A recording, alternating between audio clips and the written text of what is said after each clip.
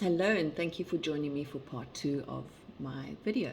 If you didn't join me for part 1, it was basically about how life throws us curveballs and how we have to deal with these curveballs and how experiences in life and traumas of life and things that we have to go through change us. And sometimes we get to the end of them and we hardly recognize ourselves. And we get stuck in ruts and we don't want to be there anymore. And how depression affects us.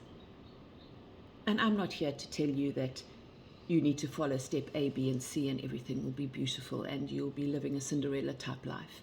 And I'm not here to fix your problems for you. What I am here to do is to share with you how I got through my experiences, how I got through the very dark place that I was in. And the worst thing about it is that I've had a beautiful life. I grew up in the game reserves of Africa. I've had parents who love me. I've got a family who loves me. I've got a husband who absolutely adores me. And of course, within reason, there's nothing that he wouldn't do for me. I adore animals. I live in a house with 4 dogs and 6 cats. They actually call my house the zoo, if you can believe that. But I'm in my happy place when I'm at home. But it hasn't always been like that. And I felt such guilt because I have so much. I have stepsons who love me. I have a 16-year-old son who wants to be with me. I have the most beautiful grandbaby you've ever met in your entire life. And I might be a bit biased, but she really is very beautiful and very sweet.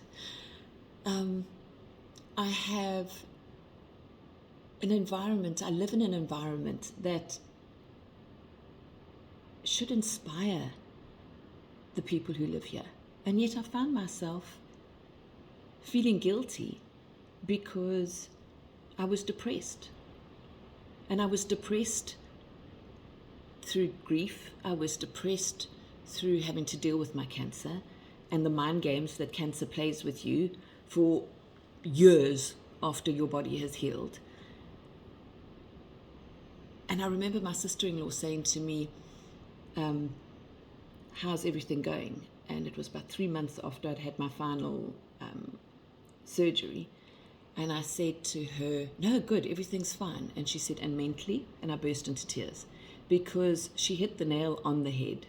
It takes a lot longer to get through traumas, and whether it's grief or death or whatever it is, it takes time to get through, and we've got to give ourselves that time to get through. One of the most important things that I have learned about dealing with depression, or in whichever form it comes in, is self-love. And that's where I'm going to start, is loving yourself. Because if you can't love yourself, how can you expect anybody else to love you? And it's not just a plodding along of loving yourself. You've got to work at it. And you've got to truly love yourself.